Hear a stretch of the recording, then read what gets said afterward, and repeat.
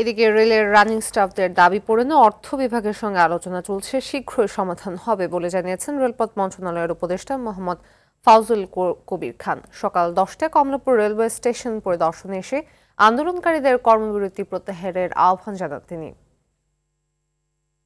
যে ভোগান্তি সেটা আমরা দেখতে পেয়েছি, রেল উপদেষ্টা আসছেন এবং তিনি বলছেন যে গণমাধ্যম সহকারী লোকোমাস্টার এবং যারা ট্রেন চালক তারা আমাদের সঙ্গে আলোচনার দ্বার খোলা আছে এবং আমরা তাদের সাথে যে আলোচনা করব, দরকার হলে আমরা অর্থ বিভাগের সঙ্গে আবার ইয়ে করব।